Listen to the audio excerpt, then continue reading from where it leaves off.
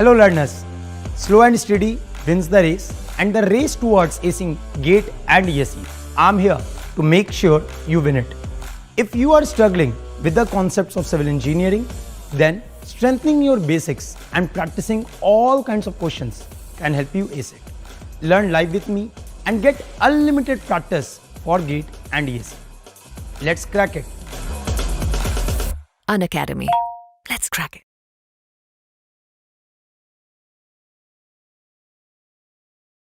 Hello, so very good evening everyone. कैसे हैं सब लोग? I hope you all are good and doing well. So मेरे दोस्त, first of all welcome to your channel that is Unacademy GATE CH, जहाँ पे हम लोग पढ़ते हैं बहुत सारे technical subjects of the civil engineering, right. और मेरे दोस्त, मैं आपके साथ जुड़ा हूं for the detailed course on geotechnical engineering, जहां पे हम लोगों ने सीपेज में 5 क्लास कर लिए है। आज हमारा 6ठा क्लास है, जहां पे हम लोग एक्सिट ग्रेडियंट के बारे में पढ़ रहे होंगे, फ्रीआर्टिक लाइन के बारे में पढ़ रहे होंगे। We will be learning about your part, that is अगर एक सॉइल से दूसरे सॉइल में आपका फ्लो हो रहा होता है तो कैसे आपका फ्लो लाइन डेविएट करेगा, ये सारी बातें हम लोग आज कवर कर रहे होंगे इस सेशन में, राइट। तो फटाफट मेरे दोस्त वीडियो को लाइक कर देंगे, शेयर कर देंगे और जल्दी से जल्दी सेशन से जुड़ जाएंगे दोस्तों, because the session is will be very good, right. बहुत बढ़िया से आपका सेशन होने वाला है। तो बढ़ते हैं आगे। बिफोर मूविंग, पहले मैं अपने बारे में बता देता हूं दोस्तों। My name is Abhishek Bharti. I been teaching this field since last 8 years, right. Qualified various state exams GATE and ESE में, प्री एंड मेंस। गेट में अगर मैं बात करूं तो ऑल इंडिया रैंक 136 रहा है। ईएसई का प्री मेंस में क्वालिफाई किया हुआ हूं, selected in RVNL through GATE, right. GATE में ऑल इंडिया जसमोल 136 रहा है and awarded as GATE ESE iconic educator of the year 2022। मेरे दोस्त, इन 8 सालों में more than 1 lakh students have been trained by me if I take both online as well as offline, right। तो अब हम बात करते हैं दोस्त आज के टॉपिक का, that is your fourth application, that will be your fourth application of your Laplace theory, जो हम लोग पढ़े थे फ्लो नेट के बारे में, right। in the last class we have learned about the flow net। flow net में हमने क्या क्या देखा था? we have seen that in the flow net we have seen that कि भाई consist of equipotential line and flow lines, जहां पे from one equipotential line to other equipotential there is a drop, जिसको बोलते हैं इक्विपोटेंशियल ड्रॉप। अब हम समझते हैं यहां पे एक्सिट ग्रेडियंट। तो क्या होता है ये एक्सिट ग्रेडियंट? पहले ये समझते हैं कि एक्सिट ग्रेडियंट होता क्या है। Please focus everyone. मान लीजिए ये डैम है, this is your dam, this is your dam, है ना। और ये आपका डाउन स्ट्रीम साइड है, ये आपका अप स्ट्रीम साइड है, ठीक है। पानी का लेवल दिखा दे रहे हैं। So this is the water level in the upstream और ये है आपका water level at the down stream.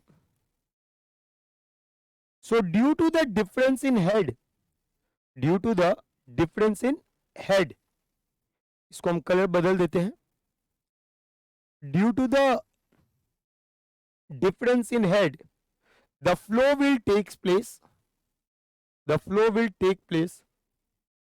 from upstream to downstream। आपका जो फ्लो होगा वो अपस्ट्रीम से डाउनस्ट्रीम जाएगा, राइट। नाउ अब आगे बात समझेंगे सब लोग, अब आगे बात समझेंगे दोस्त। देखिए मान लीजिए ये इम्परमीबल रॉक है, इसके नीचे आपका नहीं जाएगा, राइट। तो अगर मैं फ्लो नेट बनाऊं, ड्रॉ द फ्लो नेट, क्या बना रहे दोस्त? हम लोग बनाने जा रहे हैं फ्लो नेट। तो ये आपका पहला फ्लो लाइन, आपको इस तरीके से क्या दिख रहा है? फ्लो लाइंस दिख रहा है। And if I draw the equipotential line, तो let us say ये आपका equipotential line है, ठीक है दोस्त। तो we know that this is your 100% equipotential line, this is your 100% equipotential line. और दोस्त ये वाला क्या होगा, दिस इज 0% इक्विपोटेंशियल लाइन, ठीक है ना, this is 0% equipotential line. Equipotential drop is same for all the drops, मतलब अगर आप एक इक्विपोटेंशियल से दूसरे इक्विपोटेंशियल पे आओगे तो आपका जो हेड लॉस होगा, जो ड्रॉप होगा, वो क्या होगा, कांस्टेंट होगा। ये क्या हो गया, डेल्टा एच, यहां भी क्या हो गया, डेल्टा एच, यहां भी क्या हो गया, डेल्टा एच, यहां भी क्या हो गया, डेल्टा एच, यहां भी क्या हो गया, डेल्टा एच, यहां भी क्या हो गया, डेल्टा एच, यहां भी क्या हो गया, delta H. So we know that कि ये जो एच हुआ, this H will be what, nothing but 1 2 3 4 5 6 7, 7 number of drops are there, तो 7 टाइम्स डेल्टा एच, ये बात हम जानते हैं। yes or no, yes or no? Now I am going to talk about exit gradient। मैं जो बात करने जा रहा हूं आपसे, मैं बात कर रहा हूं exit gradient। exit gradient मतलब, exit gradient का क्या मतलब है, exit gradient का मतलब है gradient of last flow field। मान लीजिए ये हमने flow field लिया, ये हमने flow field लिया, so the gradient of last flow field is your exit gradient, ठीक है। What is exit gradient, पहले समझ लो आप लोग, what is exit gradient, what is exit gradient, when I say exit gradient, इसका मतलब क्या है दोस्त, इसका मतलब क्या है, it is nothing but gradient of last flow field, it is a gradient of last flow field। पहला बात क्लियर। तो एग्जिट ग्रेडियंट हम बोल किसको रहे हैं दोस्त, हम बोल रहे हैं इसको gradient of last flow field, जो मेरा लास्ट फ्लो फील्ड होगा उसका ग्रेडियंट। तो अब समझोगे बात को, इसको हम डिनोट कर रहे हैं as I E, exit gradient को हम डिनोट कर रहे हैं एज आई ई। सो आई क्या होगा, हेड लॉस अपॉन लेंथ। भैया ग्रेडियंट का तो यही फॉर्मूला है ना, that is nothing but head loss upon health, तो हेड लॉस तो फिक्स है, दैट इज डेल्टा एच। अब मान लेते ये लेंथ आपको दिया हुआ है, दैट इज एल, मान ले जो लेंथ दिया हुआ है, the length of the last flow field is L. Now तो यार हमको एग्जिट ग्रेडियंट ही क्यों देखना पड़ रहा है, समझो बात को ध्यान से। Compare to all other flow fields, compare to all other flow fields, the length of the last flow field is minimum. Compare to all other flow fields, ये सारे क्या है, ये सारे क्या है, all these are flow fields, right. So compared to all other flow fields, the length of the last flow field is found to be minimum। ये experimental data है। The length of the last flow field is found to be minimum। अब देखो क्या होगा, अगर length of the last flow field minimum है, so compared to all the flow fields present here, compared to all the flow fields present here, can I say that exit gradient is the maximum gradient compared to all other gradients in this flow field? Tell me yes or no, tell me yes or no, बोलो बाबा। मैं फिर से बोल रहा हूं कि भैया मान लो L is the length of last flow field, right? L is the length of last flow field, जो मिनिमम होता है, मिनिमम होता है, ठीक है। This is minimum, it is found experimentally, it is found that the length of the last flow field is minimum compared to all other flow fields, compared to all other flow fields, the length of the last flow field is minimum। ये minimum है, तो अगर ये minimum है, if this is your minimum, right, तो ये आपका gradient हो गया आई। तो अगर ये लेंथ मिनिमम है और delta H constant for all the flow fields, so can I say that exit gradient is the maximum gradient, exit gradient is the maximum gradient compared to all other gradients of the different flow fields in this flow net। yes or no, जल्दी बताओगे सब लोग, yes, सही बात है, सही बात है। तो भैया इसीलिए तो इसको हम पढ़ ले हैं, इसीलिए तो हम पढ़ ले हैं। तो अब देखो यहां पे हमने क्या बोला, compare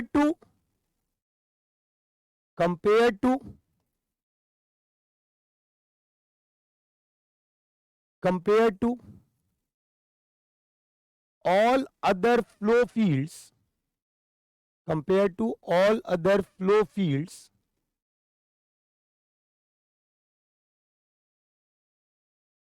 the length of last flow field, the length of last flow field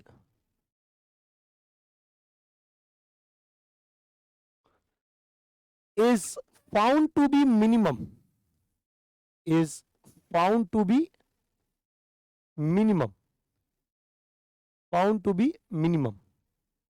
क्या होगा? वो मिनिमम होगा, राइट? तो अब हम क्या बोल रहे हैं यहां पे? अब ये मिनिमम है तो the gradient corresponding to the gradient corresponding to last flow field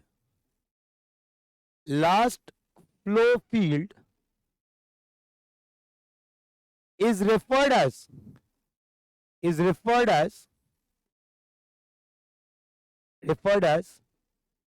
exit gradient, is referred as exit gradient, which I am denoting as IE. और इसको हम क्या बोल रहे हैं? इसको हम क्या बोल रहे हैं? It is a maximum. Exit gradient is maximum gradient in the flow net, यहां तक बात समझ में आ गई? यस और नो? यहां तक बात समझ में आ गई? तो मेरे दोस्त, हम लोग क्या बोलते हैं? Factor of safety. Factor of safety हम क्या लिखते हैं? I write the factor of safety as I critical upon I E. तो आप क्या चाहते हो? आप क्या चाहते हो कि आपका कभी भी जो ग्रेडियंट है वो क्रिटिकल ग्रेडियंट ना पहुंचे. अब हम ग्रेडियंट कौन सा कंपेयर करेंगे? जो सबसे ज्यादा आएगा उसी को लिखेंगे. यस और नो? तो भैया आप क्या चाहोगे? कभी भी आपका जो क्रिटिकल ग्रेडियंट है, आपका जो ग्रेडियंट जो फील्ड पे अवेलेबल है, वो क्रिटिकल ग्रेडियंट के बराबर या उससे बड़ा ना हो. क्योंकि अगर ऐसा होगा तो आपका जो पूरा स्ट्रक्चर है वो फेल कर जाएगा. अच्छा, अब देखो सर कैसे फेल कर जाएगा. मान लीजिए कि यहां पे जो ग्रेडियंट है, let us say if the exit gradient is more than the critical gradient, what is going to happen? Try to understand. अगर ऐसा हुआ तो बॉइलिंग कंडीशन या क्विक सैंड कंडीशन डेवलप करेगा. अगर क्विक सैंड कंडीशन डेवलप किया तो ये जो सॉइल मास है ये बाहर निकलेगा, हाँ या ना? बाहर निकलेगा. फिर उसी के बाद ये वाला बाहर निकलेगा, फिर उसके बाद ये वाला बाहर निकलेगा, फिर उसके बाद ये वाला बाहर निकलेगा, फिर उसके बाद ये वाला बाहर निकलेगा, and so on. So can you see a cavity formation below the dam? Can you see a pump formation, that's a pipe formation below the dam? क्या सबको दिख रहा है ये? कि मेरे दोस्त, जैसे आपका क्रिटिकल ग्रेडियंट के बराबर या उससे बड़ा एग्जिट ग्रेडियंट हुआ, the soil which is in the part of that flow net वो बाहर निकलेगा. और जब वो बाहर निकलेगा तो अपने साथ साथ धीरे धीरे जो उसके एडजेसेंट सॉइल है, जो उस लेयर में बने हुए हैं, उस फ्लो चैनल में बने हुए हैं, वो सारा धीरे धीरे बाहर की तरफ निकलते जाएगा. And there is a pipe formation. और इसके कारण आपको यहाँ पे गैप दिख रहा होगा, पूरा आपका स्ट्रक्चर क्या हो जाएगा? गिर जाएगा. यस और नो? ये बात समझ में आई क्या? अरे बोलो रे बाबा. यस और नो? तो हम क्या लिख रहे हैं यहाँ पे? If IE is greater than equal to I critical, then soil in the flow net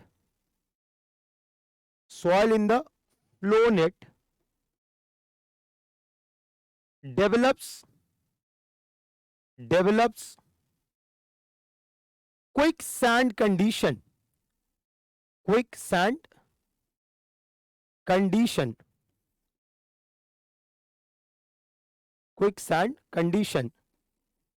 And soil moves out with the flowing water.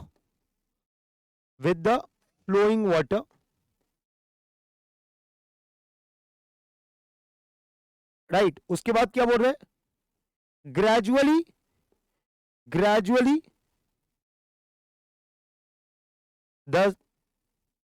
gradually all the soil in the flow channel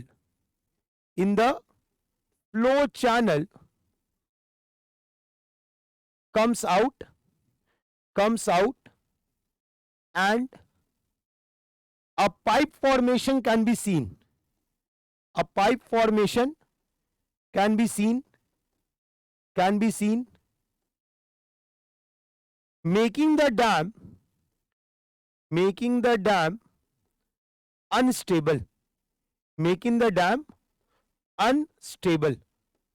ठीक है बात?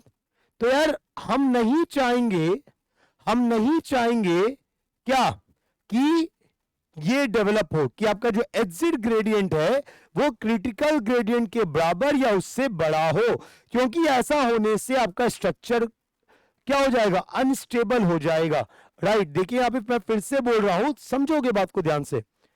This is your dam, ये आपका क्या है? These are the flow lines and equipotential lines.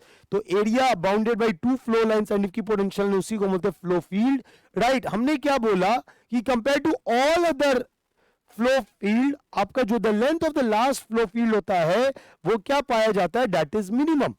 और यही reason से compare to all other flow fields the gradient of the last flow field is found to be maximum.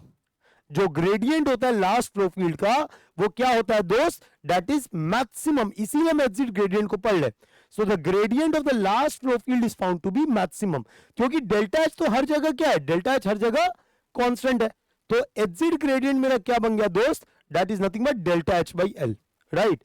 तो हम नहीं चाहेंगे ये हो, क्योंकि अगर ऐसा होता है तो मेरा स्ट्रक्चर क्या होगा? डिस्ट्रॉय हो जाएगा। तो अब हमको इसको क्या करना पड़ेगा? प्रिवेंट करना पड़ेगा।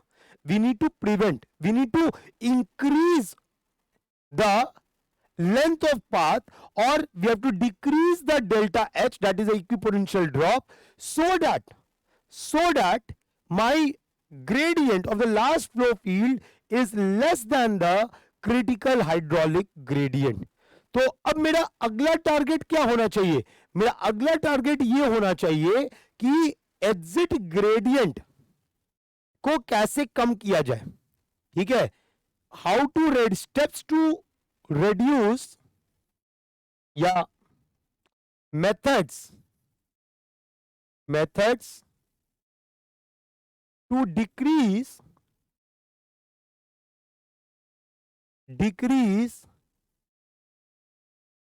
exit gradient बोल दे, या हम क्या बोल दे, piping failure.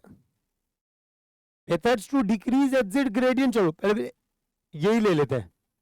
So what are the different methods to decrease exit gradient, right? अच्छा, अगर एग्जिट ग्रेडियंट तुमको डिक्रीज करना है मतलब तुमको फ्लो नेट को डिस्टर्ब करना पड़ेगा। अगर तुमको एग्जिट ग्रेडियंट को डिक्रीज करना है मतलब तुमको फ्लो नेट को डिस्टर्ब करना पड़ेगा, तभी हो सकता है, क्योंकि डेल्टा और एच और एल ये दोनों आपके फ्लो नेट डायग्राम पे डिपेंड करता है। और मैंने आपको बताया था कि फ्लो नेट तब तक नहीं बदलेगा जब तक आप फ्लो स्पेस को डिस्टर्ब नहीं करोगे। याद है दोस्त?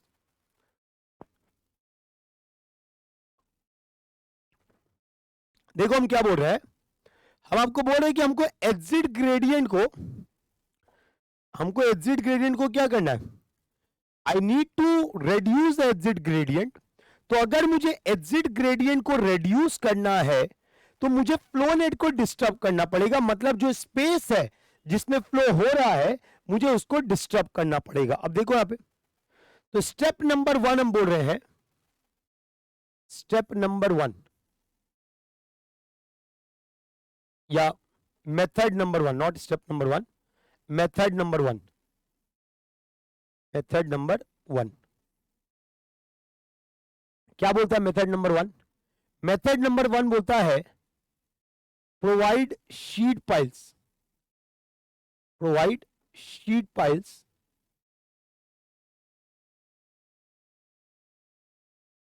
at the downstream side of dam, dam. Please सुनना सब लोग ध्यान से, एक एक चीज बहुत इजी है समझना, अगर आप समझोगे सब आसान है, रटोगे सब मुश्किल है, right. So it's better you understand, right. तो वापस से वही डैम बनाते हैं, वापस से वही डैम बनाते हैं। Late us say this is your dam, late us say this is your dam, ठीक है। और ये तुम्हारा क्या था, ग्राउंड सरफेस था, this was your ground surface. हमने क्या किया, हमने हेड्स मेंटेन कर दिए, राइट। ये आपके पानी का लेवल हो गया। So we can clearly see the difference in head that is going to cause the flow. We can clearly see the difference in head that is going to cause flow. Yes, that is nothing but your capital H. That is the difference in head that is going to cause flow. Right? तो यही आपका इससे पिछले वाले में diagram बना हुआ था, सेम डायग्राम हम लेके आ रहे हैं। अब हम क्या करने जा रहे हैं, what we are going to do, we are going to provide sheet piles. We are going to provide sheet piles at the downstream side of the dam. तो अब ऐसा करने से क्या होगा, देखो यहां पे आपने स्पेस को डिस्टर्ब कर दिया, you have disturb the space of flow. और अगर आपने स्पेस को डिस्टर्ब किया है तो आपका फ्लो नेट बदल जाएगा। अरे बोलेगा यस और नो। अगर आपने स्पेस को डिस्टर्ब किया है तो आपका फ्लो नेट क्या हो जाएगा, वो बदल जाएगा। बिकॉज जहां से पाथ मिलेगा पानी वहीं से तो जा पाएगा, जहां पाती नहीं पानी कहां से जा पाएगा, जा पाएगा क्या, नहीं जा पाएगा, right. So if I draw the flow net,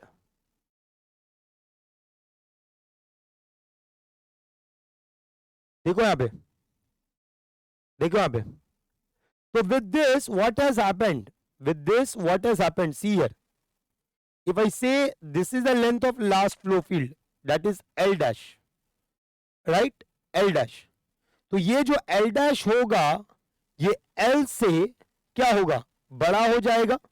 जो इससे पिछले वाले में जो एल हमने लिया था, the length of the last flow field जो हमने लिया था, सो ड्यू टू दिस आपका length of the last flow field क्या हो गया, बढ़ गया। The length of the last flow field compare to that of the L क्या हो गया, बढ़ गया। और मेरे दोस्त अगर मैं अब यहां पे डेल्टा एच डैश का बात करूं, that is the equipotential drop, तो क्या सबको दिख रहा है कि इक्विपोटेंशियल ड्रॉप कम हो गया है? क्या सबको ये बात दिख रहा है कि इक्विपोटेंशियल ड्रॉप कम हो गया है? सोचो ना यार, कैसे नहीं कम हुआ। अगर यहां पे H बात करोगे 1 2 3 4 5 6 7 8 9 10 11, यहां पे 11 टाइम H डैश है। और यही किसके इक्वल था, I think it was 7, right, 7 था ना, हाँ 7 टाइम्स डेल्टा H था, डेल्टा H डैश। और यहां पे क्या था, 7 टाइम्स डेल्टा H। तो क्लियरली दिख रहा है कि जो डेल्टा H डैश है this is less then delta H। अरे बोलोगे यस और नो, जो डेल्टा H डैश है this is less then delta H। तो अब अगर हम शीट पाइल देने के बाद हम बात करें तो मेरा आई ई डैश क्या हो जाएगा, it is nothing but delta H dash divided by L dash.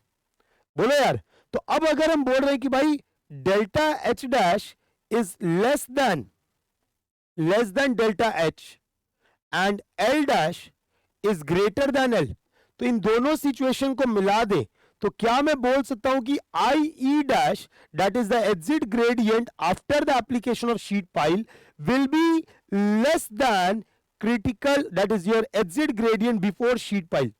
Tell me yes और नो, क्या इस तरीके से आपका एग्जिट ग्रेडियंट आपका कम हो गया? और अगर एग्जिट ग्रेडियंट कम हो गया तो फैक्टर ऑफ सेफ्टी क्या हो गया, आपका आईसी कांस्टेंट है, आईसी के जगह आई डैश हो गया, तो ये फैक्टर ऑफ सेफ्टी क्या हो गया, बढ़ गया कंपेयर टू दैट ऑफ आई। अगर मैं आई यूज कर रहा हूं तो आई के केस में आपका क्या हो जाएगा, फैक्टर ऑफ सेफ्टी कम मिलेगा, ठीक है। और अगर मैं आई ई डैश यूज कर रहा हूं after the application of sheet pile तो साफ दिख रहा है कि मेरा फैक्टर ऑफ सेफ्टी क्या हो जाएगा, बढ़ जाएगा। सो this is your method number 1 where we are going to provide sheet piles at the downstream side of the dam। ये बात सबको समझ में आया, ये बात सबको समझ में आया क्या? So methods to prevent piping failure बोल दो, यस मेथड्स, या तो आप ये क्या बोल रहे हो, यहां पर मैं एक बात और ये भी लिख सकते हैं, methods to prevent piping failure या मेथड्स टू इंक्रीज या method to decrease your exit gradient. समझ में आ गया दोस्त? बोलोगे यार? अरे बोलोगे यार? Is this point clear? Is this point clear? पहला मेथड सबको समझ में आया क्या? Is the first method clear to everyone? Yes, yes, note हो गया? Please everyone note down, please everyone note down fast. फटाफट सब लोग नोट करेंगे, फटाफट सब लोग नोट करेंगे दोस्त। So in the method number 1, we have provided the sheet piles at the downstream side of the dam. Sheet pile देने का फायदा क्या होगा कि आपका जो इक्विपोटेंशियल ड्रॉप होगा वो कम हो जाएगा and the length of the last flow field वो बढ़ जाएगा, जिसके कारण आपका जो एग्जिट ग्रेडियंट है वो कम हो जाएगा और your dam will be safe against your piping failure, right? So this is your method number 1। बढ़े आगे, shall we move to the next part? Yes,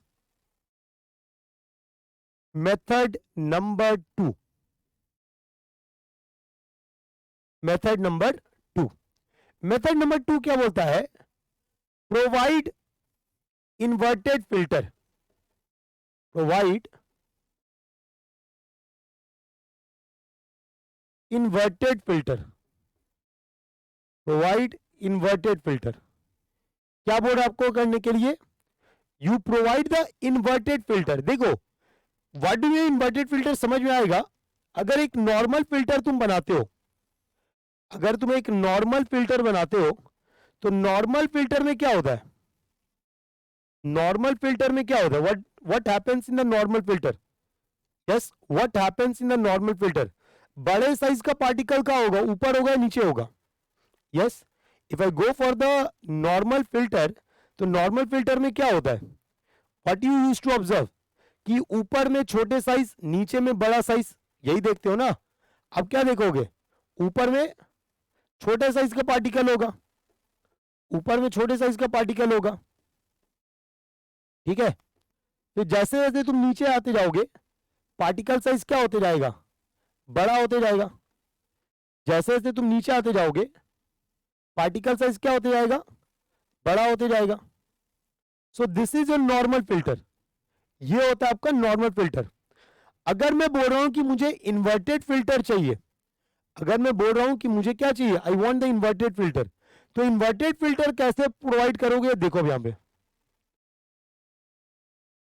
और ये इन्वर्टेड फिल्टर कहां देना है? At downstream side of dam, downstream side of dam, side of dam. तो मान लीजिए आपका डैम है, दिस इज द डैम,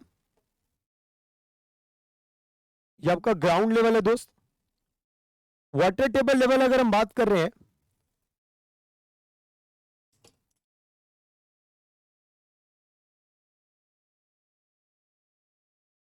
अगर हम वाटर टेबल लेवल बात करें तो ये आपका वाटर टेबल लेवल हो जाएगा, राइट? अगर डिफरेंस इन हेड बात कर रहे हैं,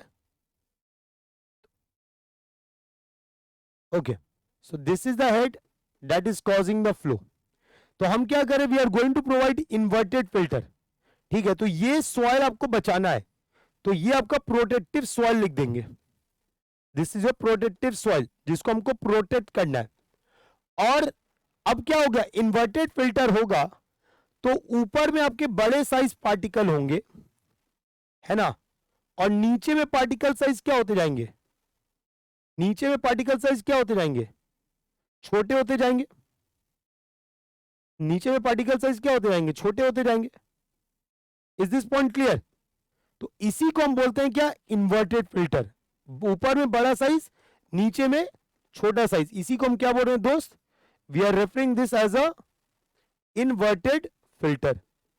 क्लियर है बात? तो what is the purpose of inverted filter? Inverted filter का काम क्या है? इस प्रोटेक्टिव सॉइल को ऐसा ना हो कि इसमें सॉइल के वॉइड्स जाए और बाहर निकल जाए, और ऐसा भी नहीं हो कि ये आपका पूरा आपका जो हेड लॉस है वो हेड लॉस वही मेंटेन रहे। इसका काम क्या है? फिल्टर का काम क्या है? हेड लॉस को बढ़ाना, हेड लॉस को बढ़ाना। दूसरा, ये जो प्रोटेक्टिव सॉइल है, ये जो प्रोटेक्टिव सॉइल आप देख रहे हो, इस प्रोटेक्टिव सॉइल को बाहर नहीं जाने देना। ठीक है, क्लियर है बात? तो ऑब्वियस सी बात है, अगर प्रोटेक्टिव सॉइल को बाहर नहीं जाने देना है तो यहां पे वॉइड साइज, इस प्रोटेक्टिव सॉइल के वॉइड साइज से क्या होना चाहिए, इस सॉइल के साइज से क्या होना चाहिए, यस, कम होना चाहिए, तभी तो बाहर नहीं निकलेगा। तो इसके लिए कुछ कंडीशंस डिसाइड हुआ, इसके लिए कुछ कंडीशंस डिसाइड हुआ। क्या कंडीशंस था सर? देखो यहां पे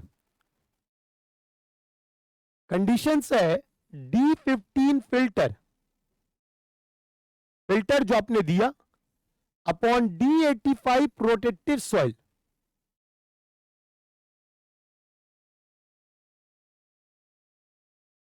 should be less than 5, should be less than 5। अब देखो इसका साफ मतलब है कि प्रोटेक्टिव सॉइल में का जो 85% D85 का क्या मतलब है, 85% particle are finer than this dia. ठीक है, और D15 फिल्टर, D15 फिल्टर क्या हो गया कि 15% पार्टिकल, ठीक है, इस डाया के बराबर है, 15 इससे छोटा है। ठीक है, अब समझे यहां पे ध्यान से। तो प्रोटेक्टिव सॉइल का डाया, अगर आप इसको इक्वेट करके समझना चाहो, D15 फिल्टर, ठीक है, less than 5 times D85 protective soil. तो इसका बेसिक मतलब है क्या? इसका मतलब है 85% पार्टिकल जो इस डायस से छोटा है उसका 5 गुना करोगे, ठीक है, वो बड़ा होगा किससे, D15 फिल्टर के उस डायस से जिससे 15% पार्टिकल क्या है, छोटा है। क्लियर है? जिसके कारण क्या होगा कि आपका वॉइड्स बड़ा छोटा हो जाएगा compare to that of the protective soil, right. And due to this आपका प्रोटेक्टिव सॉइल को बाहर जाने नहीं दिया जाएगा, मतलब आपका जो प्रोटेक्टिव सॉइल है वो फिल्टर को क्रॉस करके बाहर नहीं जाएगा। तो इसका बेसिक यूज क्या है, D15 filter by D85 protective soil, it prevents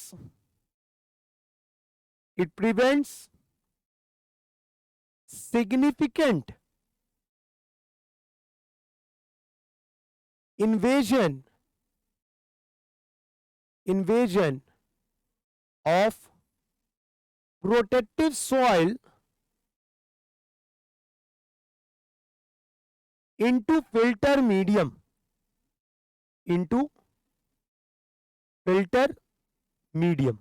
ये प्रोटेक्टिव सॉइल को फिल्टर मीडियम को पार करके जाने नहीं देगा, ये इस क्राइटेरिया से गवर्न हो रहा है। अगला क्राइटेरिया क्या है दोस्त, देखो अगला क्राइटेरिया बोलता है D15 filter divided by D15 protective soil,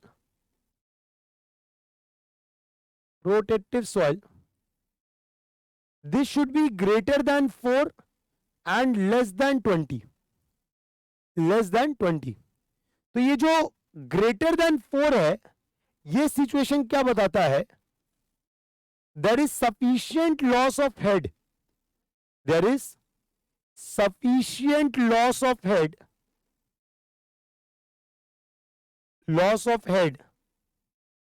through the protective soil या through the filter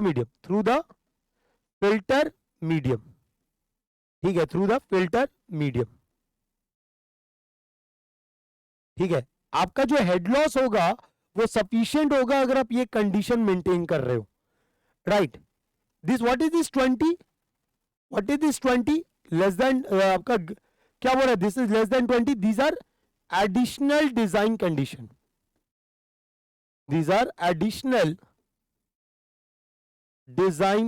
कंडीशन, ये क्या है दोस्त, these are the additional design condition. उसके बाद एक और है आपका, क्या है दोस्त, D85 फिल्टर, अब या not D85, D50 filter upon D50 protective soil,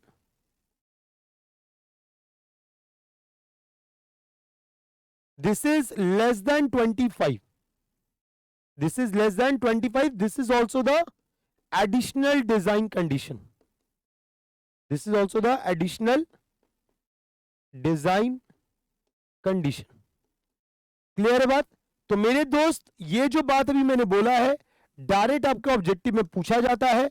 अगर आपको पता है तो आप बता दोगे, नहीं पता है तो आपका आंसर नहीं बनेगा. सिंपल सा बात है. So these are the design condition that you should know कि अगर मैं इन्वर्टर फिल्टर यूज कर रहा हूं तो क्या मेरे पास क्राइटेरिया है, कौन सा क्राइटेरिया क्या बता रहा है, ये आपको पता होना चाहिए. चलिए, यहां तक कोई डाउट? यहां तक कोई डाउट? तो the second point by which we can reduce the piping failure, या we can prevent the piping failure is this, by providing the inverted filter. चलिए जल्दी से नोट करेंगे सब लोग.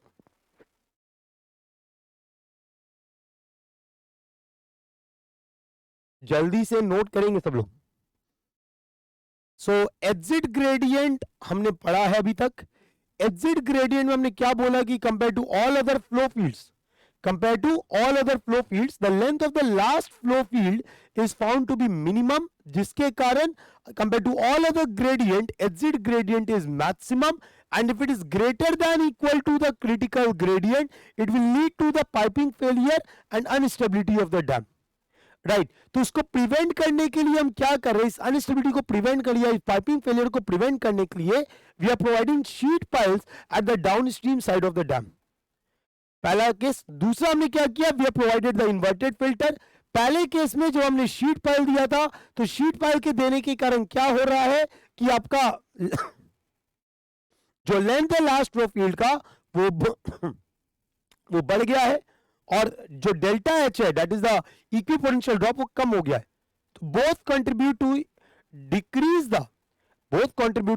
Decrease the exit gradient, and due to this we are increasing the safety of the dam, we are preventing the piping failure.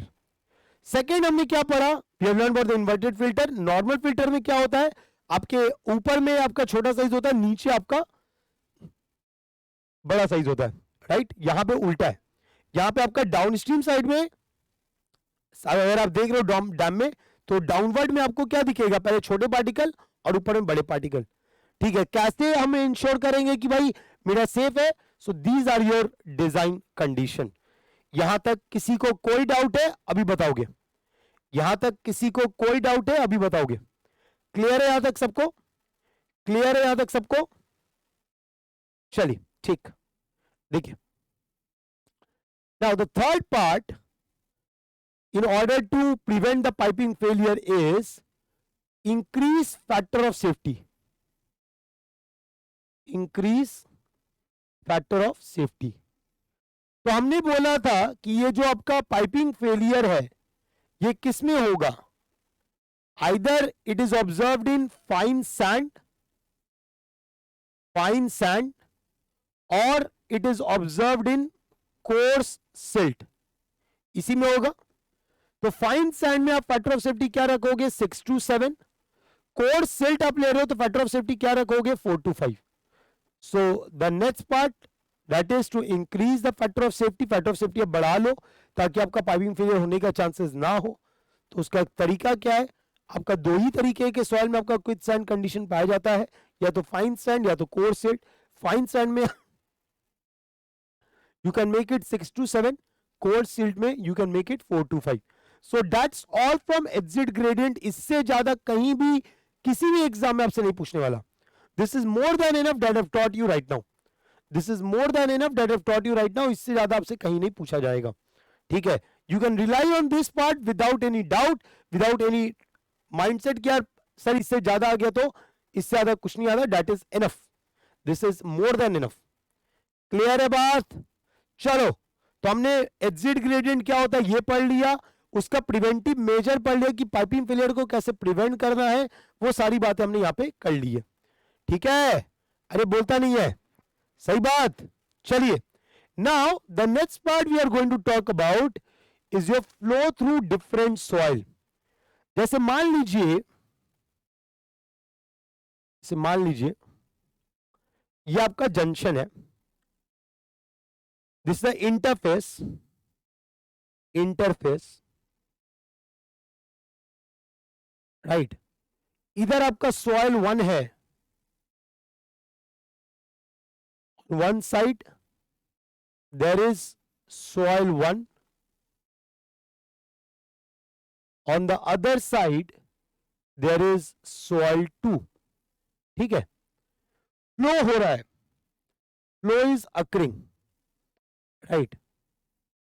So these are your, let us say these are your flow lines, these are your flow lines. ठीक है, और अगर मैं यहां पे इसका normal बनाऊं दोस्त, if I make a normal on this, if I make a normal on this, I can clearly see that this is the normal line, this is the normal line, this is the normal line. I can clearly see that the flow lines in the soil 1 is making an angle with respect to the normal, that is theta 1. ठीक है दोस्त, अरे बोलोगे ठीक है यहां तक? देखो यहां पे,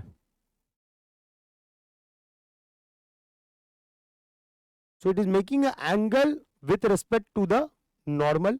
ये हमने soil 1 में देख लिया. अब ये soil 1 से soil 2 जाने में फ्लो लाइंस कैसा डेविएट करेगा वो हम बात करने जा रहे हैं. तो एक फॉर्मूला है, वो फॉर्मूला मैं डायरेक्ट दे रहा हूं, डेराइव भी कर सकते हो using the discharge concept, not required, इसलिए मैं डायरेक्ट दे रहा हूं. क्या बोलता है कि K1 by K2 is equal to tan theta 1 by tan theta 2. K1 by K2 is equal to tan theta 1 by tan theta 2. जहां पे K1 K2 क्या है, K1 and K2 permeability of soil 1 and 2. K1 K2 क्या है, permeability of soil 1 and 2. Theta 1 क्या है, theta 1 क्या है, theta 1 theta 2, angle flow lines make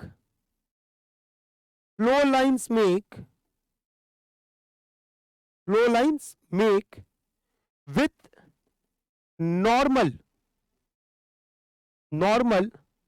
in soil 1 and 2 respectively. अब समझोगे यहां पे ध्यान से, तो यहां पे परमिबिलिटी क्या है, K1 है, यहां पे परमिबिलिटी क्या है, K2 है, यहां पे थीटा 1 हो गया. अगर मैं थीटा 2 दिखा रहा हूं तो हो सकता है कि ये थीटा बढ़ जाए, हो सकता है कि ये थीटा बढ़ जाए, या हो सकता है ये थीटा क्या हो जाए, कम हो जाए. दोनों पॉसिबिलिटी है, दोनों पॉसिबिलिटी. तो इसको मैं क्या बोल रहा हूं, थीटा 2, इसको मैं क्या बोल रहा हूं, theta 2, right. Now very easy, आप बताना, if the flow is from sand to clay, if the flow is from sand to clay, the flow lines move towards the normal, away from the normal, or no change. मैं फिर से लिख रहा हूं, if flow is from sand to clay, flow lines, option A, move towards the normal,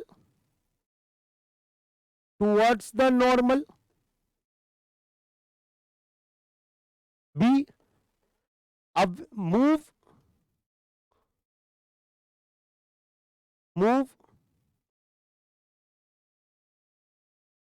away from normal,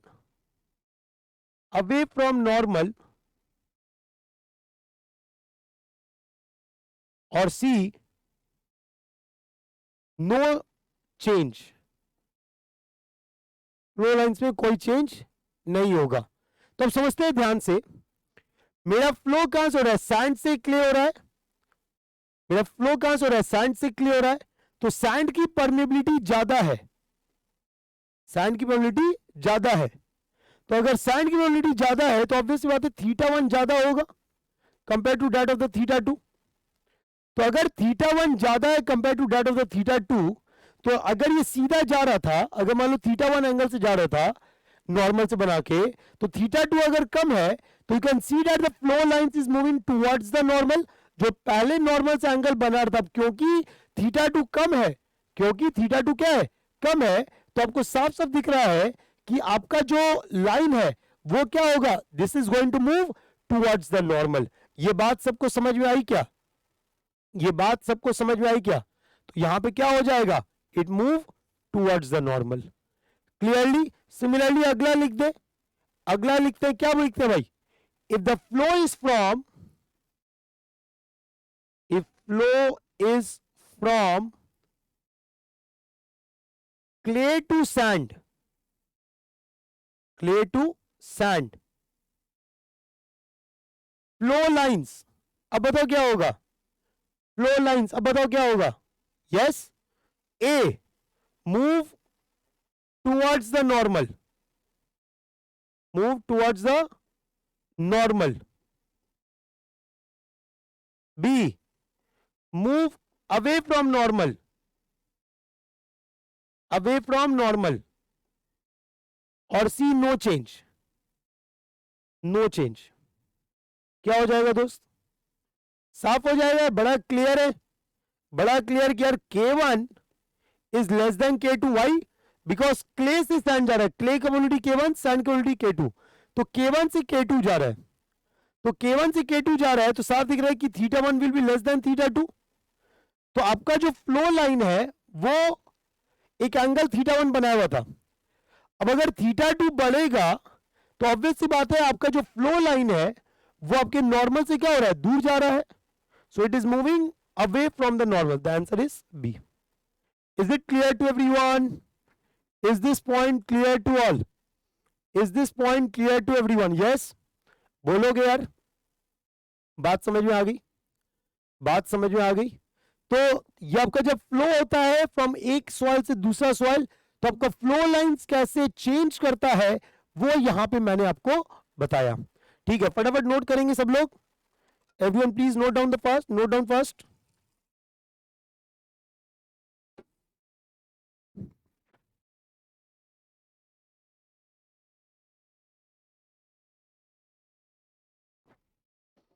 चलिए ठीक है, so this is about your phreatic line. आपने पढ़ा, पढ़ते हम लोग फ्रियाटिक लाइन। क्या जानते हो फ्रियाटिक लाइन के बारे में? What do you know about phreatic line? क्या होता है phreatic line? Yes, what do you know by the word phreatic line? देखो यहां पे, देखो अब यहां पे अगर मैं बात कर रहा हूं फ्रियाटिक लाइन तो समझो कैसे समझा रहे हैं यहां पे। जैसे मान लीजिए ये आपका डैम है, ठीक है, दिस इज द डैम, पहले ग्राउंड सरफेस दिखा दे रहे हैं, ये आपका ग्राउंड सरफेस हो जाएगा, this is your ground surface. Water table level दिखा दे रहे हैं, लेट अस से यहां पे आपको वाटर टेबल लेवल है, ठीक है, और यहां पे आपका down stream water table level है, ठीक है। Now the flow is allowed through the dam, so if the flow is allowed through the dam beta, if the flow is allowed through the dam, देखो कुछ इस तरीके का flow आने वाला है, कुछ इस तरीके का फ्लो आने वाला है, ठीक है। अगर मैं इसी में ऑल लाइन बनाऊं, अगर मैं इसी में ऑल लाइन बनाऊं, आपका फ्लो नेट अगर मैं बनाऊं, सो if I draw the flow net, देखो यहां पे, so this will be your flow net, ये आपका क्या है, this is your flow net जो डैम के थ्रू आपको दिख रहा है, ठीक है, ये आपका फ्लो नेट है, right. So the flow will be through the dam, right.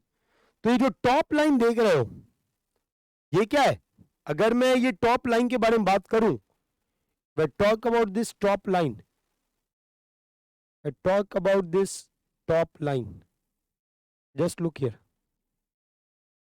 talk about this flow line beta.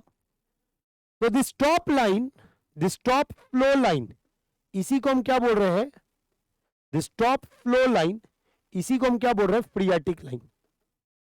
The top flow line, इसी को हम क्या बोल रहे हैं, फ्रियाटिक लाइन। ठीक है, आपने फ्लो नेट देखा, फ्लो नेट में ये जो टॉप लाइन आप देख रहे हो, इसी को हम क्या बोल रहे हैं, फ्रियाटिक लाइन बोल रहे हैं। अब जरा इसके बारे में समझते हैं।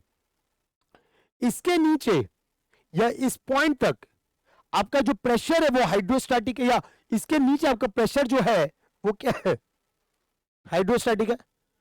एट दिस लाइन और इसके अबव आपका क्या है, इट इज एटमोस्फेरिक। जो प्रेशर लग रहा है वो क्या होगा, वो एटमोस्फेरिक होगा। ये बात क्लियर है, क्योंकि देखो पानी के टेबल के नीचे आ गया ना, तो पानी के टेबल के जब नीचे आया तो वो क्या रहेगा, दैट विल बी हाइड्रोस्टैटिक। लेकिन अगर हम उस टेबल के ऊपर बात कर रहे हैं, उस पॉइंट पे बात कर रहे हैं, तो वहां पे क्या हो जाएगा, it will be atmospheric, right. Below this phreatic line the soil is saturated, above this the soil may be saturated, it may be unsaturated, that depends on the natural condition, right। तो यहां तक पहले बात लिखते हैं, यहां तक पहले बात लिखते हैं, क्या बोल रहे फ्रियाटिक लाइन के बारे में। It is the top flow line, top flow line which separates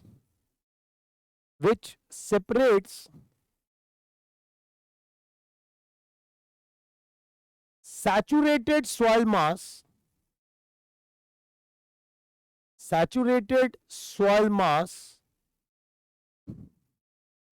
with unsaturated mass, general लिख रहे हैं कि ऊपर अनसैचुरेटेड, नीचे सैचुरेटेड है, अनसैचुरेटेड मास, पहला पॉइंट। दूसरा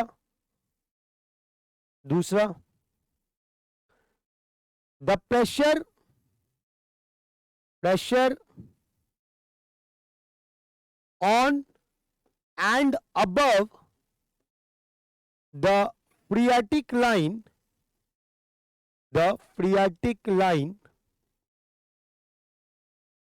is the pressure on and above the phreatic line is atmospheric, and below the phreatic line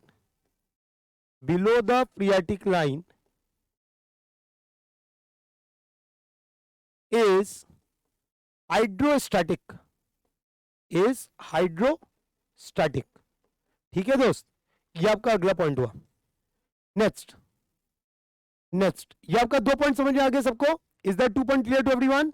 चलिए अब आगे बात समझते हैं। तो ये तो हमने बात किया फ्रियाटिक लाइन के बारे में। अब नेक्स्ट पार्ट क्या है भाई, नेक्स्ट पार्ट ये बोलता है कि भाई मेरे it follows the path of base parabola. जो आपका फ्रियाटिक लाइन आपने बनाया है, it follows the path of base parabola. What is the path of base parabola? What do we mean base parabola? Yes, इसका मतलब है every point on the parabola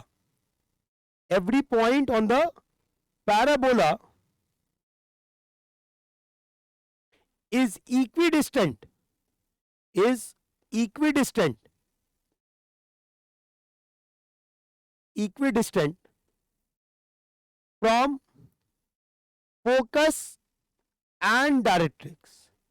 from focus and directrix, ठीक है, is equidistant from focus and directrix, ठीक है दोस्त।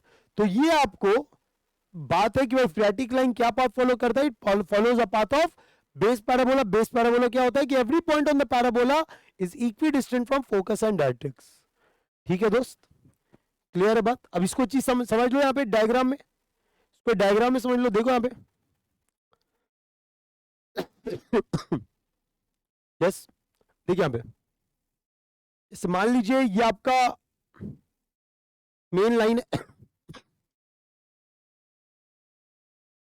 आपने क्या बनाया, you have drawn a parabola, और ये रहा आपका directrix, this is your directrix,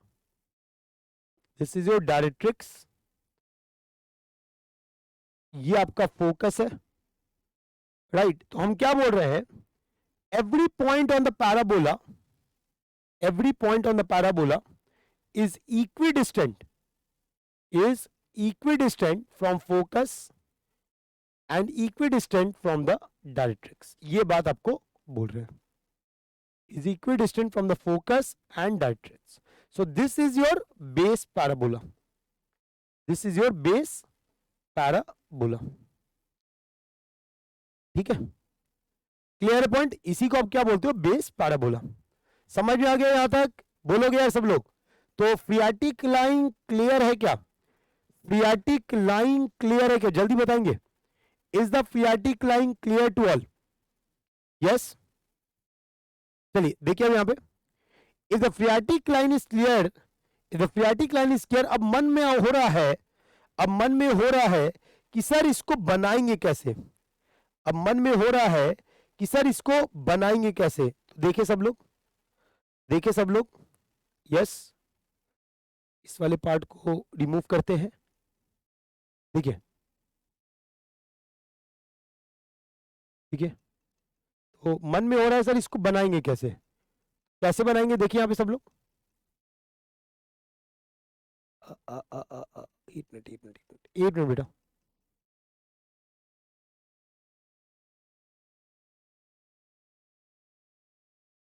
ठीक है, कोई नहीं। तो what we are going to do, हमारे पास ये था ना, ठीक,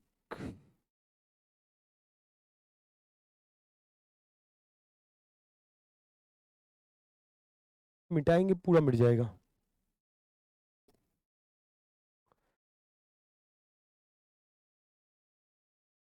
ठीक है, देखिए यहाँ पे, let I have to take a new slide only, I have to take a new slide only, okay, ठीक है। देखिए यहाँ पे,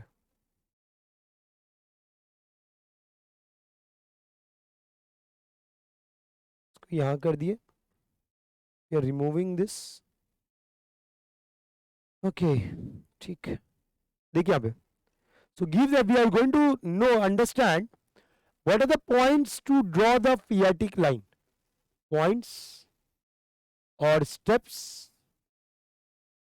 to draw phreatic line, draw phreatic line, draw phreatic line। ठीक है, एक सिंपल सा केस है, एक सिंपल सा केस है, जब ड्रेनेज गैलरी प्रोवाइडेड है, when drainage gallery is provided, when drainage gallery is provided, अब क्या कर रहे हो, ड्रेनेज गैलरी दे रहे हो, ठीक है, you are providing the drainage gallery, ठीक है। तो कैसे होगा समझते हैं सब लोग, देखिए यहां पे ध्यान से, देखिए यहां पे ध्यान सब लोग, ठीक है। पहले डैम बना देते हैं, ये आपका डैम हो गया मान लीजिए, दिस इज द डैम, और यहां पे आपका पहले जमीन दिखा दे रहे हैं, ये जमीन हो गया, हाँ भाई। अब पानी का लेवल दिखा दे रहे हैं, this is a water level, this is a water level. अब ड्रेनेज गैलरी अगर दे रहे हो तो पानी को ड्रेनेज गैलरी के थ्रू फ्लो करना पड़ेगा, पास करना पड़ेगा, ठीक है। सो let us say this is your drainage gallery, this is your, this is your drainage gallery. If you are providing the drainage gallery, तो आपका जो पाथ होगा वो इसके थ्रू होगा, वो इससे पास कर रहा होगा। तो ये आपने क्या कर दिया, ये provided the drainage gallery, right. देखिए अब यहाँ पे कैसे चल रहे होंगे हम लोग। तो मान लीजिए ये ए है, ये बी है, राइट। तो सबसे पहले आपको क्या करना है, इसका प्रोजेक्शन लेना है ऑन द हॉरिजॉन्टल। तो ये लेंथ, ये जो आपका प्रोजेक्शन वाला लेंथ, मान लो सी है, या चलो इसको हम बोल दे रहे हैं ए, जो स्टैंडर्ड उसके अनुसार चल रहे हैं, इसको हम बोल दे रहे हैं। तो दिस ए बी, इसको हम क्या बोल रहे हैं, एज एल, दिस पार्ट, ये वाला। तो हमको सी लेना है, and that is what, that is 0.3L, this is 0.3L। Let us say this height is h, let us say this height is h, ठीक है, फोकस हम कहां मानेंगे, जहां मेरा ड्रेनेज गैलरी एंड हो रहा है, this is your focus point. Parabola का फोकस पॉइंट ये रहा, ये हम एज्यूम किए हुए, this is my parabola focus point. तो अब क्या करना है हमको, with C as centre, with C as centre and C F as radius, with C as center and CF as radius, we are going to draw an arc. We are going to draw an arc. So let us say this is your arc. भैया pen से बना रहे हैं तो obvious सी बात है, yes देखिए यहां पे सब लोग, so with C as center and CF as radius, I'm going to draw the arc. ठीक है, सच दैट ये जो एक्सटेंशन है यहां पे आके इस आर्क पे मिले, जहां भी आके मिलेगा, जहां भी आके मिलेगा हम वहां पे क्या कर देंगे, एक लाइन खींच देंगे, जहां भी आके मिलेगा इस पे टेंजेंशियल लाइन खींचेंगे, राइट। सो ये जो लाइन आपका बना यही क्या कहलाएगा, this will be your directrix. ठीक है, क्लियर है बात। तो पहले क्या बोल रहे हैं, पहले क्या बोल रहे हैं, देखिए यहां पे step number one, step number one, step number one क्या बोल रहा है, take the inclined position, take the inclined side projection, projection A B and take point 3 of L from B to get C। तो हमने C point ले लिया। Step number two, step number two, step number two क्या बोल रहा है, step number two बोल रहा है, स्टेप नंबर टू बोल रहा है with C as centre, with C as centre and CF as radius, CF as radius, draw an arc, draw an arc to meet the extension BC, extension BC at, मान लीजिए point आपका क्या है D, at D, draw tangent to D, draw tangent, draw vertical line to D, which will give directrix of parabola. ये क्या दे देगा दोस्त आपको, ये आपको दे देगा directrix of parabola, which will give directrix of parabola. भाई मेरे ये जो बात मैं बोल रहा हूं ना, ये जल्दी कहीं मिलता नहीं है या समझ में नहीं आता है, तो एक एक बात जो बोल रहा हूं सुनो ध्यान से। क्या बोल रहा हूं पहले, कि आपको जो प्रोजेक्शन है, जो आपका जो इंक्लाइंड पाथ है, उसको आपका क्या लेना है, हॉरिजॉन्टल पोजीशन आपने लिया, ठीक है। उसके बाद जो पॉइंट 3L से आपने क्या किया, सी पॉइंट मार्क किया, सी पॉइंट मार्क करने के बाद आपने सी पॉइंट को सेंटर माना, सीएफ को रेडियस माना, F is your focal point, ठीक है, ये हमने अज्यूम किया हुआ है, तो सीएफ को रेडियस माना और हमने क्या खींच दिया, एक आर्क खींच दिया to meet the extension BC at D. तो जहां पे ये मिला वहां से एक वर्टिकल लाइन खींचा, this will give you directrix of parabola. यहां तक क्लियर है, यहां तक क्लियर है, जल्दी बोलोगे, आराम आराम से चलेंगे, कोई हड़बड़ी नहीं है। This is your directrix of parabola, ठीक है। अब समझो बात को ध्यान से, तो इस पॉइंट को हम बोल दे रहे हैं D E, let us name the point as E. अब देखो यहां पे ये दूरी को हम बोल रहे हैं एस, फोकस से डायरेक्ट्रिक्स की दूरी को हम बोल रहे हैं एस। तो आपका जो सेंटर पॉइंट होगा, जो पैराबोला जहां से पास करेगा, वो तो इसके मिड से पास करेगा, पैराबोला तो इसके मिड से पास करेगा, तो ये दूरी हम क्या बोल रहे हैं, this is your S by two, this is your S by two, ठीक है, दिस पॉइंट इज आई। तो हमको पैराबोला का दो पॉइंट मिल गया, एक पॉइंट है सी, ये आपका पहला पॉइंट है, और दूसरा पॉइंट है आई।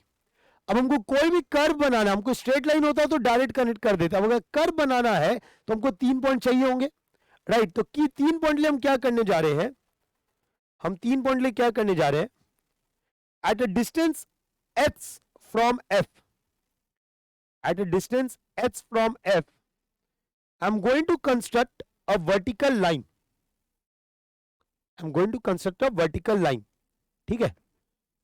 उसके बाद कंस्ट्रक्ट किया हमने वर्टिकल लाइन, तो भाई मेरे अगर ये वर्टिकल लाइन पे आपका पैराबोला का कोई पॉइंट होगा तो उस पॉइंट का दूरी फ्रॉम द डायरेक्ट्रिक्स कितना होगा? अगर इस वर्टिकल लाइन पे आपका पैराबोला का कोई पॉइंट होगा तो उस पॉइंट का दूरी फ्रॉम द डायरेक्ट्रिक्स कितना होगा? h plus S. तो with f as centre and h plus S as a radius I am going to construct a arc, ठीक है। तो ये हाइट लेट अस से y होगा, तो I will get one another point, let us say that point is P having the coordinate of x comma y from the focus I'm saying, ठीक है। तो मेरे पास 3 पॉइंट हो गए दोस्त, I got the 3 points. So if I connect the 3 points, ये मेरे को पैराबोला मिलेगा। This is your actual phreatic line, ये जो लाइन बना है this is your actual phreatic line, ये आपका actual phreatic line है। मैं फिर से रिपीट कर रहा हूं, समझो यहां तक क्लियर है। उसके बाद हमने क्या किया, मैंने बोला कि भाई फोकस और डायरेक्ट्रिक्स के बीच में ही आपका पैराबोला का पॉइंट लाई करेगा, सो दैट इज s/2, तो मेरे को दूसरा पॉइंट मिल गया। उसके बाद मैं क्या बोल रहा हूं कि मेरे को कर्व बनाने के लिए मुझे 3 पॉइंट चाहिए, तो 3 पॉइंट चाहिए, तो मेरा तीसरा पॉइंट कैसे आएगा? फोकस से h दूरी गए और हाइट गए, एक वर्टिकल लाइन खींच दिए। I move h distance from f and I constructed a vertical line, ठीक है। और वहां पे अगर बोल रहे अगर इस लाइन पे पैराबोला का कोई पॉइंट लाई करेगा तो उसका दूरी फ्रॉम द डायरेक्ट्रिक्स क्या होगा? h plus S, and we know that any point on the parabola is equidistant from focus and directrix. तो हम क्या बोल रहे हैं भाई, आप फोकस को सेंटर मान के एंड h प्लस एस को रेडियस मान के आप आर्क को कंस्ट्रक्ट करो। तो when you construct the arc इस लाइन पे कहीं मीट करेगा, that will give you third point of the parabola. समझ में आ गया बात? ठीक है। तो इस तरीके से आपका फ्रियाटिक लाइन, तीनों को कनेक्ट करके फ्रियाटिक लाइन आप बना दोगे। तो हम यहां पे क्या लिखने जा रहे हैं आपको देखो, देखो ओके, देखेंगे यहां पे step number 3, step number 3, the point on the parabola, point on the parabola, point on the parabola, जिसको हमने क्या बोला, I is, I बोला ना, क्या बोला उसको, E बोला, E बोला। point on the parabola that is E is equidistant from focus and directrix, focus and directrix, ठीक है। तो ये आपका सेकंड पॉइंट दे देगा, ये आपका सेकंड पॉइंट दे देगा। स्टेप 4 विथ टेक, ऐसे लिखो, draw a vertical line, draw a vertical line, draw a vertical line at a distance h from f with f as center, and h plus s as radius. Draw an arc to meet the vertical line,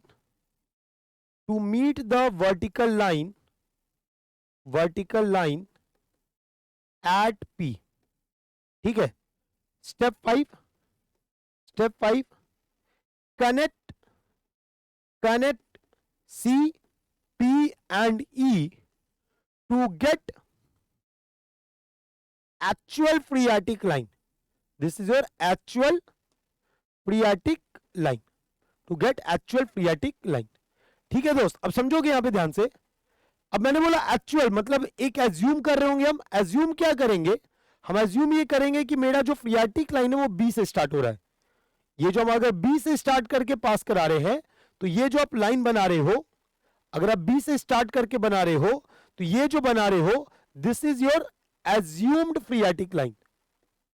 This is your assumed phreatic line. This is your assumed phreatic line. क्योंकि आपका flow दिख रहा है, कहां से flow start हो रहा है? From this inclined path, yes और नो? तो अगर इस इंक्लाइंड से स्टार्ट हो रहा है दोस्त, तो एक्चुअल में हम ये मानते हैं कि this is your 100% equipotential line. ठीक है, इसी कारण से हम यहां पे एज्यूम करते हैं. बट एक्चुअल कहां से होता है? That actual is from C. Actual is from C. ठीक है, तो इस तरीके से आपका फ्रीएटिक लाइन कंस्ट्रक्ट होता है. अब ये सर आपने क्यों पढ़ाया? हमारे गेट में तो आएगा नहीं. हमारे गेट में तो सर इसे पूछता नहीं है. तो सर मैंने फर्स्ट क्लास से बोला है कि आपने गेट के लिए नहीं पढ़ रहे हो. You are learning both for GATE, you are learning for ESE, you are learning for state exams. चाहे वो प्री हो, चाहे वो मेंस हो, चाहे ऑब्जेक्टिव हो, हर एक के लिए आप यहाँ पे एप्लीकेबल है. ठीक है, आपको नोट्स एक बार बनाना है, बार बार नहीं बनाना है. ठीक है दोस्त.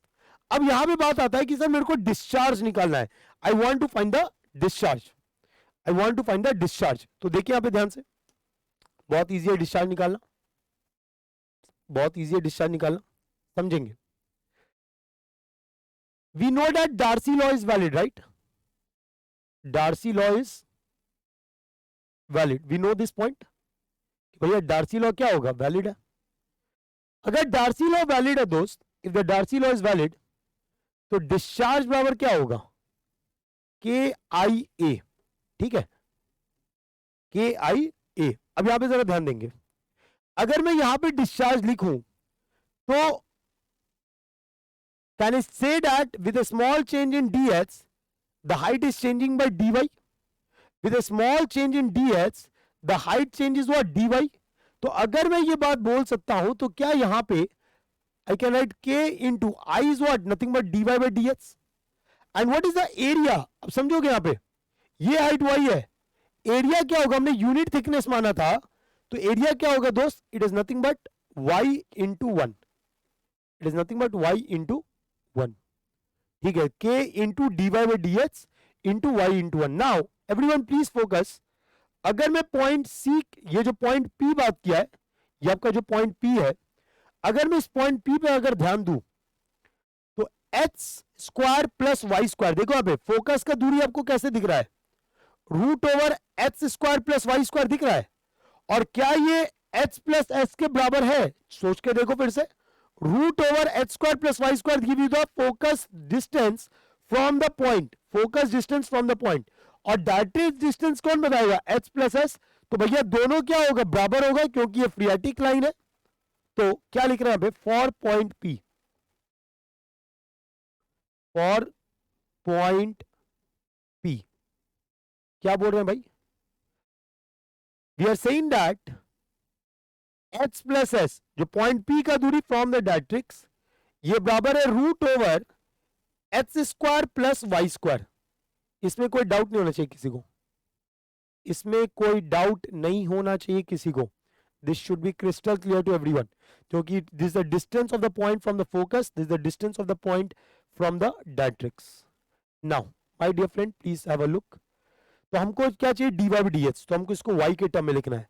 तो y square is equal to H plus S whole square minus H square. So y is equal to what? Nothing but root over H square plus S square plus 2sx minus H square. तो y बराबर क्या हो गया? Root over S square plus 2sx. यहां तक किसी को कोई डाउट है? यहां तक किसी को कोई डाउट है क्या? आई होप नहीं होगा. तो अब यहां पे अगर मैं dy बाई डी एच करता हूं, if I do the dy by D H, तो सबसे पहले क्या होगा? पावर 1/2 है, 1/2 माइनस 1. ठीक है, पावर 1/2 है ना भाई. तो क्या होगा? dy बाई डी एच क्या लिख देंगे? रूट ओवर, ये आपका क्या हो जाएगा? S square plus 2sx into power 1/2 था, 1/2 माइनस 1. यस, 1/2 माइनस 1, और जो भी पावर है वो नीचे आ जाएगा 1/2. राइट. उसके बाद जो कोएफिशिएंट है that is nothing but 2s. इसको हम डिफरेंशिएट करेंगे अंदर वाले टर्म को, तो मल्टीप्लाई विथ 2s. अब देखो यहां पे क्या हो जाएगा? 2 चला जाएगा. यहां पे वैल्यू क्या हो जाएगा? s upon root over S square plus 2sx हो जाएगा क्या? So dy by dx you got this value.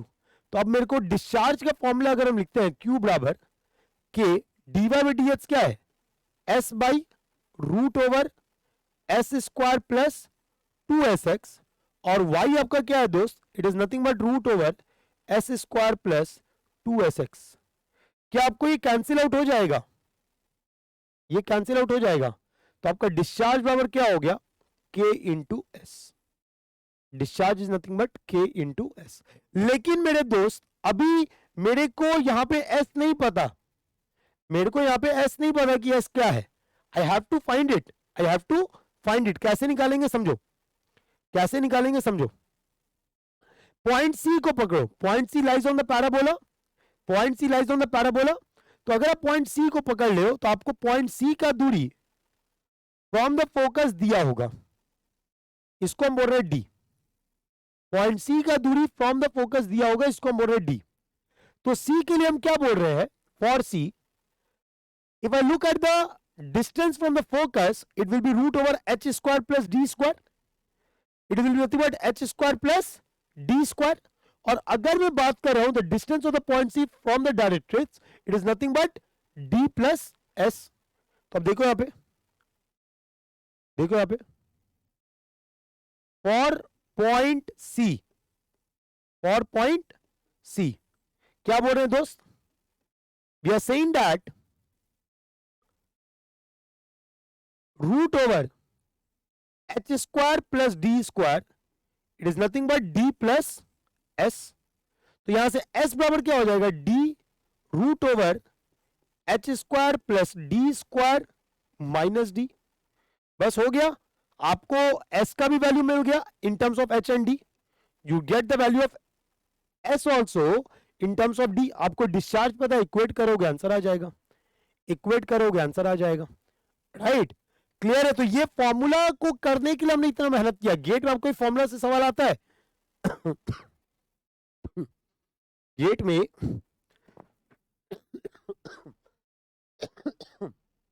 देखिए पे, तो गेट में इस फॉर्मूला से सवाल आपको पूछ लेगा, लेकिन ये फॉर्मूला तभी अप्लाई कर पाओगे जब समझो कि हुआ क्या है। अगर आप नहीं समझोगे फॉर्मूला आपका आया कैसे है तो आपको प्रॉब्लम आना जरूर है, आओगे फॉर्मूला प्रॉब्लम आएगा ही आएगा, ठीक है। ये आपको जो आपने यहाँ पे डी दिया है, हो सकता है सवाल में आपको डायरेक्ट ना दे, आपको निकालना पड़ेगा D. Getting the point, D है क्या, जो सी पॉइंट का दूरी है हॉरिजॉन्टल में फ्रॉम द फोकस, ये आपको निकालना पड़ेगा। हॉरिजॉन्टल डैश में हॉरिजॉन्टल दूरी, ठीक है। ये आपको हो सकता है क्वेश्चन में डाटा दे और आपको निकालना पड़े, तो ये तभी समझ पाओगे जब आपने पूरा मेथड किया है, ठीक है बात। अरे बोलोगे, right. So they can ask you question, direct question on this they can ask and I hope you can solve it, right? तो कोई बड़ी बात नहीं है, आप इसको बना सकते हो। I hope you all enjoyed this। देखो अभी मैं आपको रिकॉर्डेड क्यों दे रहा हूं, क्योंकि आई फील कि आप लोग अपने अनुसार देखते हो वीडियोस, ठीक है। तो लाइव आने का क्या पर्पस है, बेटर कि आप रिकॉर्डेड देखो, क्योंकि ना डिस्ट्रैक्शन है ना कुछ है, प्रॉपर कंटेंट जा रहा है, 1.25 घंटा में एकदम बेहतरीन कंटेंट ले रहे हो, ठीक है। आपका टाइम वेस्ट नहीं हो रहा है, प्रॉपर यूटिलाइजेशन है। तो मैं भी वही रिकॉर्डेड फॉर्म में ही चल रहा हूं, है ना। तो उम्मीद करूंगा आपको फायदा करेगा, है ना। और पर डे 1 या 2 वीडियो आपका जाता रहेगा। तो आपका नया बैच शुरू हो रहा है दोस्त, जहां पे ओसीएफ स्टार्ट करे कृष्ण प्रकाश सर और रीजनिंग स्टार्ट कर Rajendra sir from 28 that is today itself. तो आपका ये स्टार्ट हो रहा है। तो अगर आप प्लान करो आप ज्वाइन कर सकते हो। देखो आइकॉनिक अगर आप ले रहे हो तो आइकॉनिक के बहुत सारे इस बार फायदे हैं। फायदे क्या है, गेट का पीवाईक्यू बुक्स मिल रहा है आपको, ठीक है, हार्ड कॉपी प्रिंटेड नोट्स आपको मिल रहा है, फ्री मंथ्स मिल रहा है, 1:1 मेंटरशिप मिल रहा है, and the offer is valid only till 30th अप्रैल, जहां पे आपको 25% ऑफ तो मिल ही रहा है, साथ साथ एक्स्ट्रा मंथ्स भी मिल रहा है। 12 मंथ साथ 3 मंथ एक्स्ट्रा और 24 मंथ साथ 4 month extra. This is applicable only till 30th। उसके बाद आपका प्राइस बढ़ने वाला है। तो अगर आप आइकॉनिक के लिए प्लान कर रहे हो, फटाफट ज्वाइन कर लोगे। और कोड क्या अप्लाई करोगे दोस्त, there is only one code that you need to apply, that is BHAR10 BHAR10, ठीक है। तो अगर आप देखो ये आपका आइकॉनिक का फीस है। अगर आप 24 टारगेट कर रहे हो, लिस्टिंग प्राइस अगर आप देखो तो आपका ये है और ये है फॉर 24 25। लेकिन अभी आप कितना पे करने जा रहे हो, अभी आप कितना पे करने जा रहे हो, यू आर गोइंग टू पे 41,075 if you go for the 24, और 25 के लिए आप पे करने जा रहे हो 57,203। तो ये आपका सेविंग्स है जो आपको दिखने वाला है ना। साथ ही साथ अगर आप प्लस के लिए जा रहे हो तो प्लस पे अभी जो फीस है दैट इज 41,228। अगर आप डिस्काउंट, अगर आप भारत 10 कोड अप्लाई करोगे, applying the Bharat 10 code BHAR10, तो आपको डिस्काउंटेड प्राइस होगा 30,921।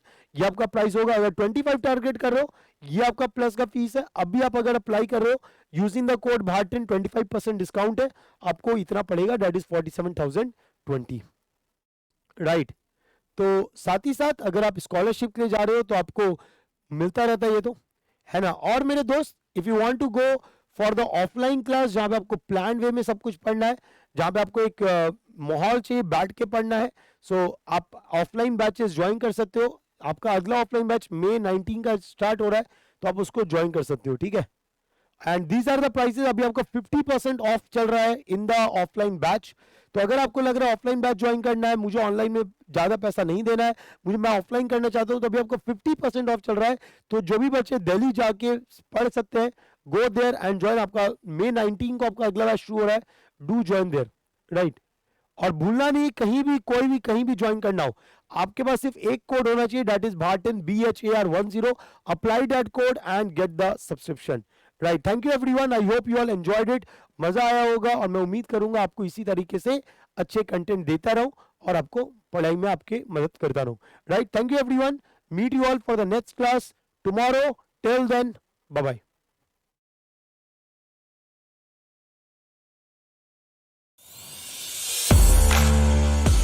Hello learners, slow and steady wins the race and the race towards acing GATE and ESE. I'm here to make sure you win it. If you are struggling with the concepts of civil engineering, then strengthening your basics and practicing all kinds of questions can help you ace it. Learn live with me and get unlimited practice for GATE and ESE. Let's crack it. Unacademy. Let's